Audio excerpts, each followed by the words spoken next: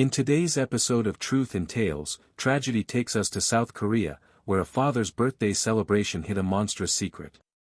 Behind the smiles and cake, a predator was waiting to strike, not once, but twice. This is the story of Choi Shin-jung, a man who weaponized trust and exploited a broken system, until his victims' voices could no longer be silenced. Welcome to Truth in Tales, where we uncover the darkest true crime stories from around the world. I'm Yakuzi, and before we dive into this chilling case, don't forget to subscribe, like, and share to help us bring more untold stories to light. Now, let's begin. Chapter 1, The Birthday Illusion. The evening of April 12, 2020, unfolded like a scene from a picture-perfect family commercial. In a modest sixth-floor apartment nestled within a quiet district of Jeonju, the Choi household was bathed in golden lamplight. The low hum of a Korean pop song played from a Bluetooth speaker, blending with the crackling of sizzling pork belly on the tabletop grill. The air was warm, tinged with soy sauce, sesame oil, and the faint sweetness of birthday cake frosting. 5-year-old Min-jun, cheeks flushed from excitement, darted from one end of the living room to the other, his little feet barely touching the floor. A paper crown sat slightly off-center on his head, the cheap elastic digging slightly into his chin. He stopped suddenly when he saw the cake, a tall, 3-layered affair covered in bright blue buttercream, with tiny sugar cars circling the base like a racetrack. Appa! Look! It's Lightning McQueen, he squealed, pointing at the edible image printed on the frosting. Choi Shin-jung, his 31-year-old father, laughed heartily and lifted his son with ease, hoisting him onto his shoulders as cameras clicked. "Make a wish, champ," he said, tapping his son's leg. Min-jun squinted dramatically, then puffed out his cheeks and blew out all 5 candles in one powerful breath. Applause filled the room, Choi's wife Mi-young clapped with delight, and a family friend leaned in to capture the moment on her phone. The scene was almost too perfect, choreographed even. A social media post soon followed, "Happy 5th, Min-jun. Such a sweet family," it garnered dozens of likes in minutes. But behind Choi's broad smile and affectionate gestures, a storm raged quietly. What the guests didn't see, what no one could have guessed, was the desperation gnawing at him from the inside. Months of mounting debt, a failing business, and secret online interactions had begun eroding the calm surface of his carefully maintained persona. Earlier that day, Choi had stood in the bathroom for nearly 20 minutes, staring at his own reflection. His hand shook as he adjusted his collar. A voice in his head whispered, "You're out of time." And yet, in front of others, he was the perfect father. He laughed, he served soju, he cut the cake into neat slices. But beneath that veneer, something monstrous waited. Chapter 2, Vanishing Act. 2 days later, April 14th brought with it a subtle shift in the air. Spring in Jeonju hadn't quite warmed to comfort. The evening was brisk, with a soft wind threading through the alleys and rustling the drying laundry that hung on apartment balconies.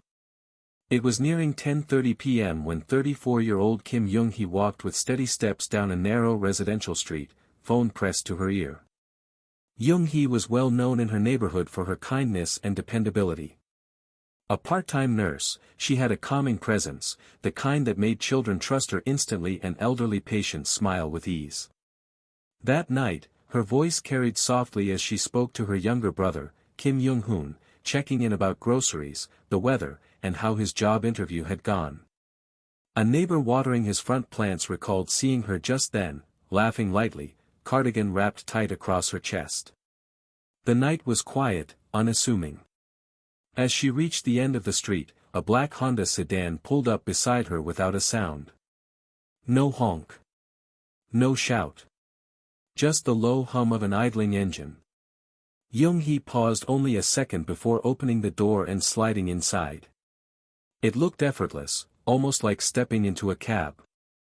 The security camera on a nearby post recorded it all in low-resolution grayscale, 10:40 p.m. Kim Young-hee steps into the vehicle. The car waits 5 seconds. Then it pulls away, calmly, smoothly. That was the last anyone ever saw of her alive. At first, her absence was merely confusing. Her colleagues thought she'd taken a sudden trip. Her landlord assumed she was staying with family.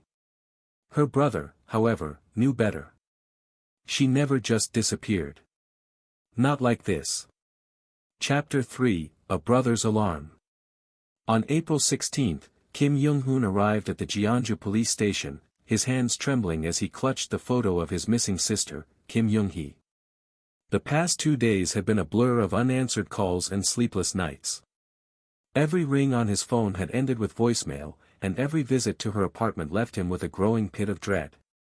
The lights were still on inside her small unit, but Young-hee was nowhere to be found.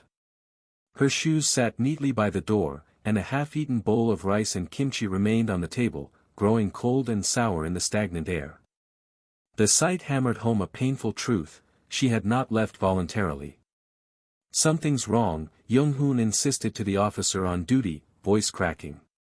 "She wouldn't just disappear like this. She always told me where she was going. She would have called.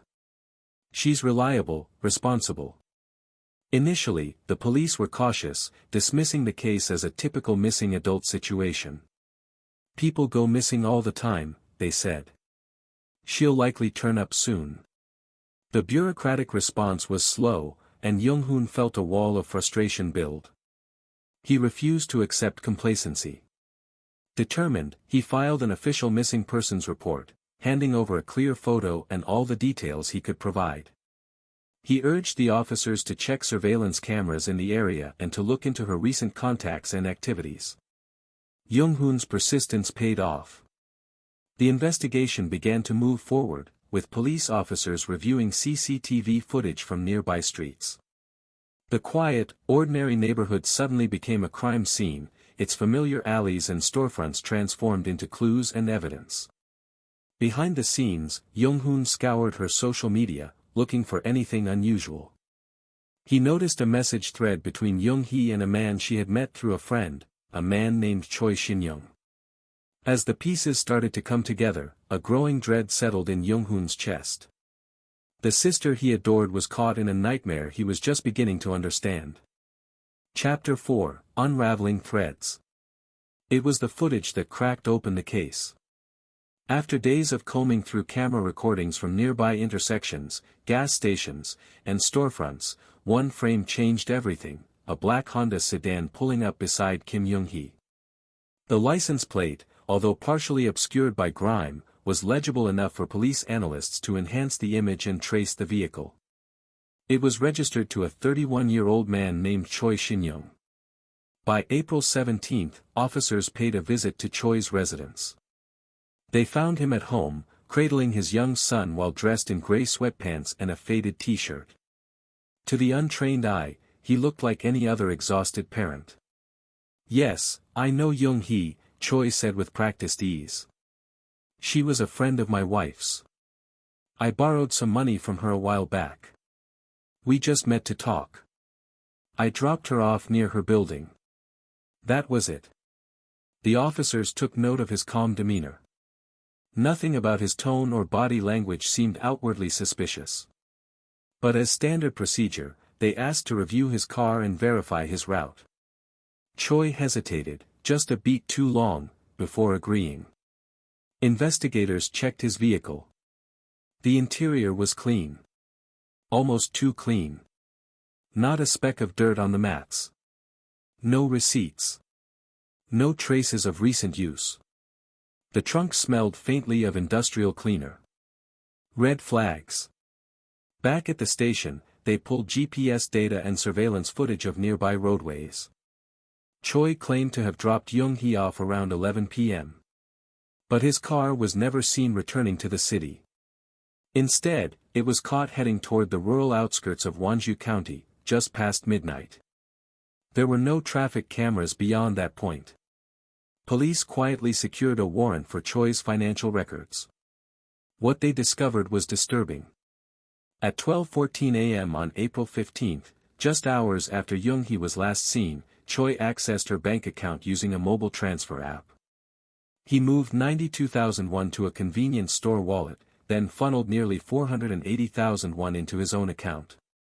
When questioned about the transfers, Choi's response was glib: "She owed me money. She said I could take it." But then came the convenience store footage. At 10:15 p.m. on April 14, 25 minutes before picking up Young-hee, Choi had entered a GS25 convenience store wearing a dark hoodie and latex gloves. He purchased a utility knife, a roll of industrial duct tape, and a small packet of wet wipes. "Cleaning my car," he later told detectives. "I spilled soju." But even the store clerk remembered him. He didn't say a word. Just pointed to what he wanted.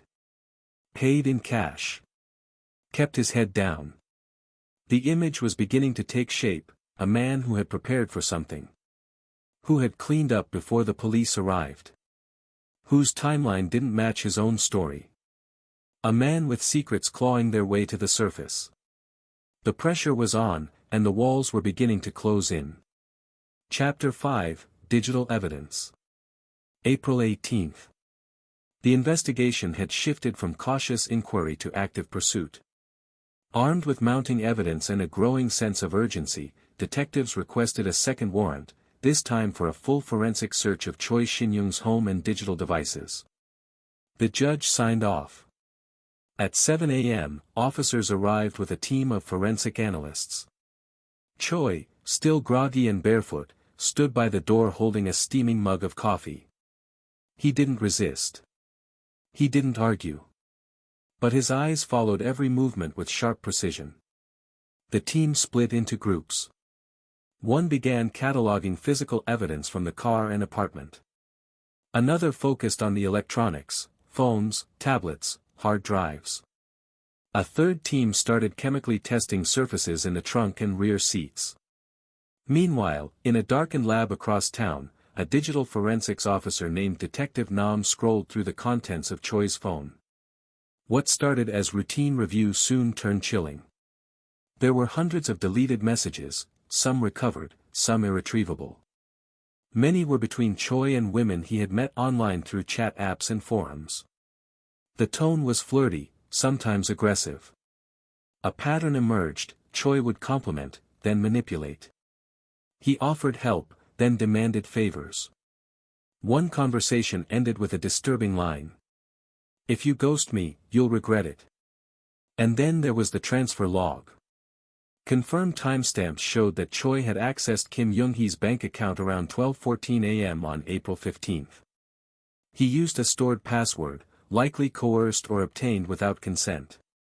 Surveillance video from the ATM kiosk near a gas station captured him withdrawing cash in a black mask and gloves. The time, 12:22 a.m.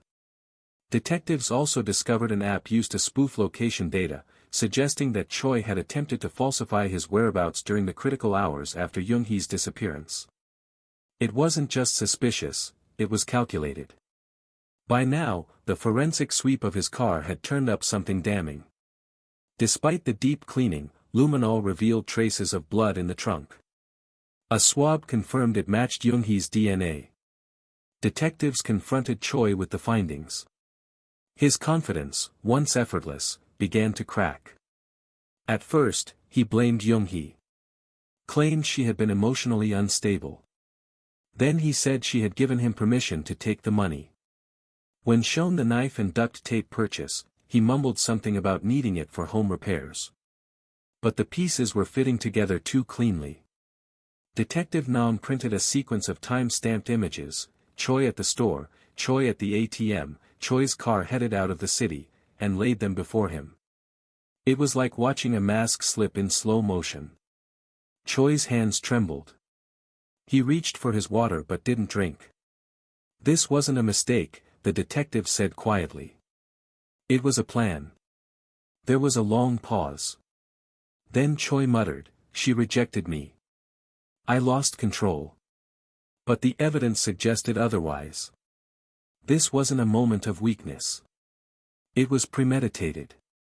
Cold. Methodical. And it wasn't over yet. Chapter 6, Under Interrogation.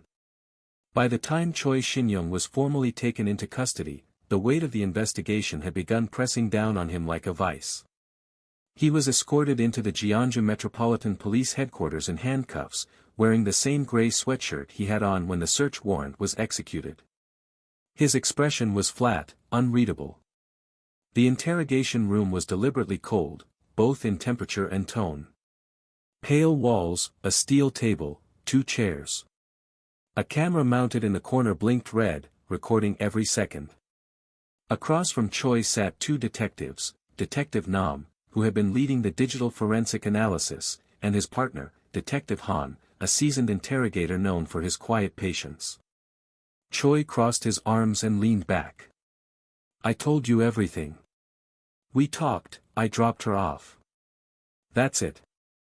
Detective Han slid a photo across the table. It showed Young-hee smiling in a hospital uniform, her ID badge clipped neatly to her pocket. "You knew her well, didn't you?" Choi glanced at the photo, then looked away. "She helped me out sometimes. With money. Advice. My wife liked her." Nam leaned forward. "So why did you buy duct tape, a knife, and gloves before meeting her?" Choi's jaw tightened. "Coincidence. I was doing repairs." The detective said nothing. Silence filled the room like rising water. Then Han placed a second photo down, an enhanced still from the ATM footage, showing Choi in a black mask. Nam added a third, Young-hee's bank records with the time-stamped transfers. "You accessed her account," Nam said. "After midnight. Same night she vanished." Choi shifted in his chair. "She gave me the password." "And the blood in your trunk?" Han asked. That was when the mask began to crack. Choi's shoulders dropped. He exhaled sharply through his nose, eyes scanning the table as though the images might rearrange themselves into a story that worked in his favor. For the next hour, he danced around the truth, half-confessions, misdirections, blame games. He claimed Young-hee had come on to him. That she grew angry when he refused. That she hit him first. That he snapped. "I didn't plan it," he finally said, his voice hoarse. "It just happened. I didn't mean to. I didn't mean to kill her. But the problem was the planning. The purchases. The gloves. The timing. The car's altered GPS trail. It didn't read like panic. It read like intent." And then, the final blow, Choi had gifted Young-hee's bracelet, an antique piece given to her by her late mother, to his wife as an anniversary gift. The detectives found it hidden in Mi-young's jewelry box. "You stole from her body," Nam said flatly. Choi flinched. "No. I didn't think. You thought enough to clean your trunk with bleach. You thought enough to erase your messages. You thought enough to wear gloves." A long silence followed. Finally, Choi slumped forward, forehead resting against his cuffed hands. "I didn't want to hurt her. I just wanted her to like me. But it was too late. The evidence was overwhelming. The confession sealed the case. Or so they thought. Because 2 days later, another woman vanished. Chapter 7, A Second Tragedy. April 18 began with headlines. Choi's arrest had made local news. The term "suspect" was cautiously used, but the tone of the coverage leaned heavily toward guilt. Residents of Jeonju shared their shock online. The smiling father from the birthday video was now behind bars, accused of murder. Many who had once envied the Choi family's happiness now felt a sick churn of betrayal. But just as the public began processing the horror of Young-hee's death, the nightmare deepened. That same day, 29-year-old Pyo Doon boarded a morning KTX train from Busan to Jeonju. Her family would later say she had seemed cheerful, hopeful, even. She had been talking to someone online for weeks. A new connection. A chance to escape loneliness and perhaps find something meaningful. Meeting someone. Back soon, she texted her sister. It was the last message she would ever send. At 2:48 p.m., surveillance cameras at Jeonju Station captured Doon exiting the platform. She wore jeans, a white jacket, and a light blue mask. Her steps were hesitant but purposeful. At 3:01 p.m., another camera, this one near a coffee shop, recorded her walking toward a black Honda sedan parked along the curb. Unlike Young-hee, Doon didn't step into the car with ease. She lingered by the door. She glanced around, as if unsure. For several seconds, her body language screamed conflict. But then the door opened, and a man leaned out, smiling, gesturing casually. She got in. At 3:03 p.m., the car pulled away. Doon was never seen alive again. By the time her family reported her missing that evening, her phone had already been turned off. Her social media accounts remained untouched. Police were slow to respond at first, assuming a romantic getaway, perhaps. But when her name surfaced on a digital inquiry request already being processed in relation to the Choi investigation, alarm bells rang. At 7:20 p.m., officers compared traffic camera footage and matched the license plate to the same black Honda used in the abduction of Kim Young-hee. Choi Shin-jung, already in custody, had used the same car again. Only he wasn't supposed to have access to it. As it turned out, Choi had given a spare key to a cousin, another man with a criminal record, whom he had recently contacted from jail. Detectives feared a horrifying possibility. Choi had orchestrated a second encounter before his arrest, instructing someone else to follow through. But that theory collapsed when the cousin was found drunk and unconscious in a Busan motel, car nowhere in sight. The key was missing. The evidence pointed back to Choi himself, and a broader conspiracy dissolved into the simplest explanation: Choi had used the car on April 18 before the warrant was enforced and the vehicle impounded. 3 days later, a gas station employee outside of Jeonju called the police. "I think I saw something. A woman. She tried to get out of a car. I heard screaming. I thought it was a couple fighting. I should have called." The timestamp matched. The black Honda had stopped for fuel at 4:12 p.m. Security footage showed Doon inside, her face pale, her wrists hidden beneath her sleeves. On April 21, a search party found her body in a field near Wonju. Her wrists had been bound with duct tape. Her head bore bruises consistent with blunt force trauma. She had fought hard. Choi was confronted with the second murder. He didn't flinch. He didn't cry. "She knew who I was," he said quietly. "She wouldn't stop talking. I had no choice. But there was always a choice." And now the number of victims had doubled. And the depth of Choi's monstrosity had only begun to reveal itself. Chapter 8: A History of Violence. As the scope of the investigation widened, detectives dug deeper into Choi Shin-jung's background, and what they found unraveled any remaining illusion that his crimes were spontaneous or isolated.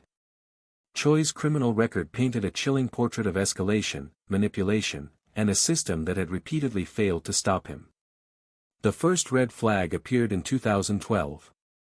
At the time, Choi was a 23-year-old university dropout, working odd jobs and claiming to be an aspiring entrepreneur. That year, his ex-girlfriend filed a police report stating that Choi had kidnapped her after she attempted to break off their relationship. According to her statement, he locked her in a small motel room, assaulted her, and threatened to kill her entire family if she went to the authorities. And yet, despite the severity of the charges, Choi avoided prison. He offered a large monetary settlement to the victim's family, and they eventually dropped the charges, fearing retaliation and societal stigma. Choi walked free, untouched by the law, shielded by silence and money. 3 years later, in 2015, Choi was arrested again, this time for breaking into a neighborhood supermarket. The store owner, who knew Choi as a regular customer, had been shocked to discover over 21 million won missing from the registers and safe. Surveillance footage showed Choi entering through a side window in the early hours of the morning, methodically disabling the cameras, and stuffing cash into a duffel bag. When caught, he told the court he had been under pressure to repay gambling debts. Once again, Choi offered restitution. He returned the money with interest. The supermarket owner, in a moment of empathy, or perhaps exhaustion, agreed not to press charges. No prison sentence. No criminal record entered. The third strike came in 2019. This time, it was a karaoke hostess who filed a complaint, alleging that Choi had assaulted her in a private room. He had cornered her, touched her without consent, and grown violent when she tried to leave. A bruised wrist, a torn dress, and a shaken voice were all she had to present. But Choi denied everything. He claimed she had misunderstood his affection. He offered her money. And she disappeared from the case shortly after. To prosecutors, these prior incidents might have been seen as disconnected, minor, or resolved through settlement. But now, with 2 women dead, those records were no longer footnotes. They were warnings. Detective Nam compiled a detailed timeline of Choi's known interactions with the law.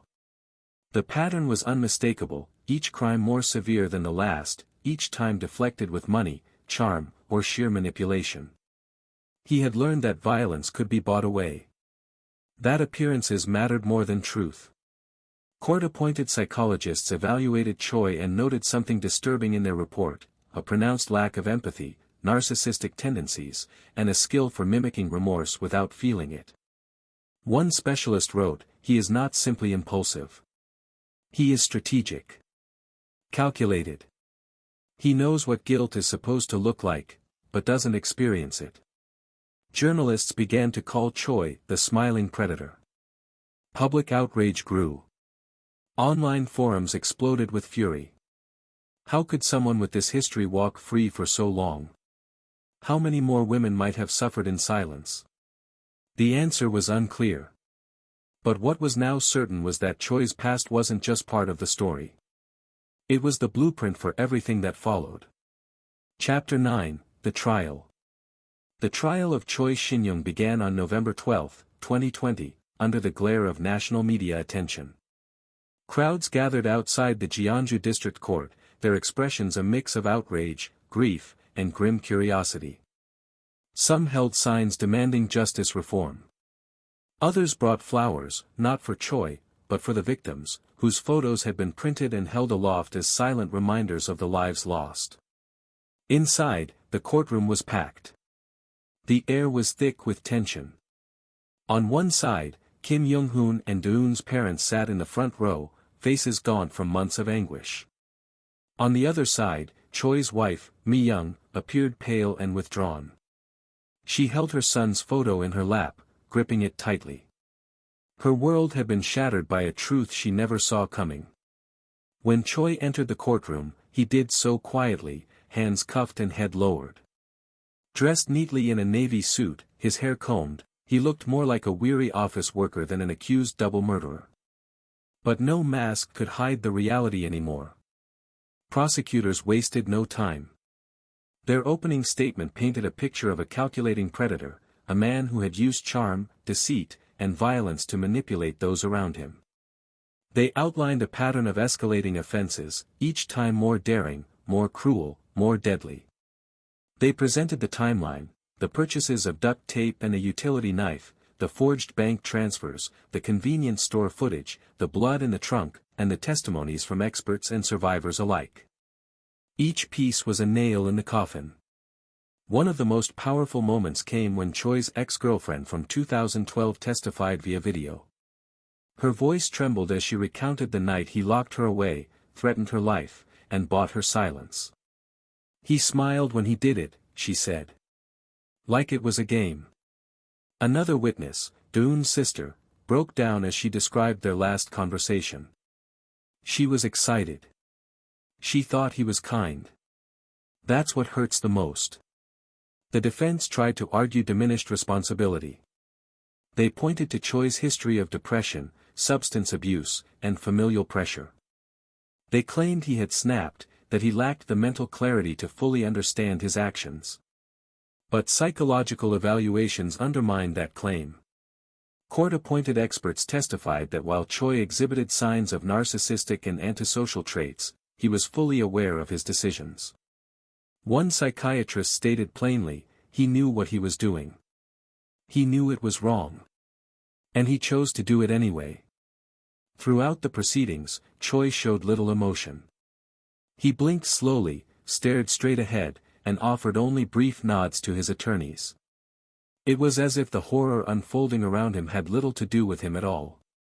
Finally, after 4 weeks of testimony, evidence, and public scrutiny, the jury was dismissed to deliberate. They returned just 4 hours later. The verdict: guilty on all charges. 2 counts of murder. 1 count of rape. 1 count of kidnapping. Multiple charges of fraud, coercion, and obstruction of justice. The sentence: life in prison with no possibility of parole. As the sentence was read aloud, there was no applause. No cheers. Only quiet sobbing, from the families, from observers, even from one of the prosecutors. Outside, Kim Young-hoon faced reporters.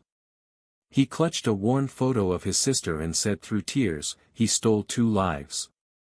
He shattered so many more. Life in prison is not justice. But it's a start. Chapter 10, A Fractured Family.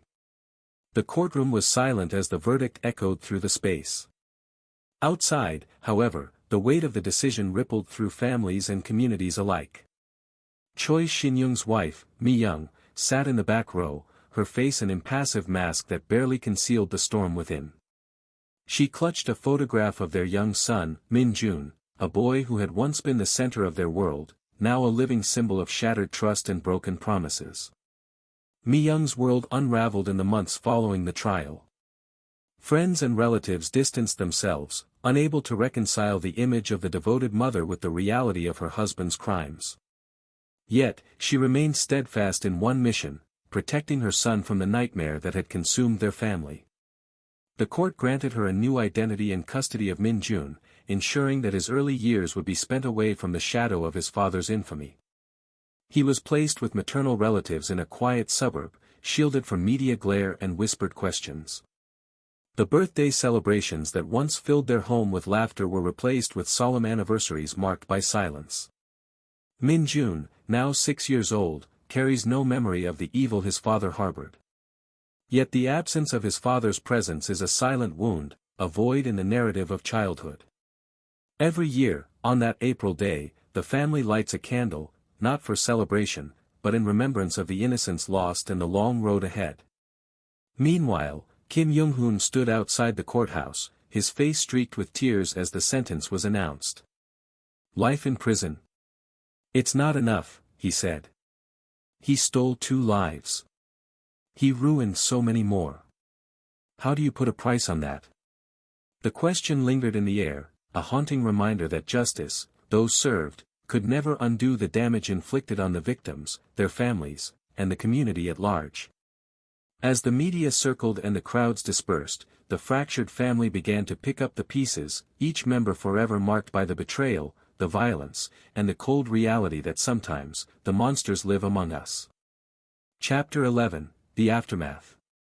The verdict against Choi Shin-jung sent shockwaves throughout South Korea. News outlets nationwide dissected the case, exposing the systemic failures that had allowed a dangerous man to evade justice for years. Protests ignited in major cities, with demonstrators demanding reforms to protect victims and prevent similar tragedies. One of the most heated debates centered on the role of financial settlements in violent crime cases. Choi's history of using money to silence victims and escape punishment had sparked outrage. Citizens called for an end to out-of-court settlements that enabled perpetrators to buy their way out of accountability.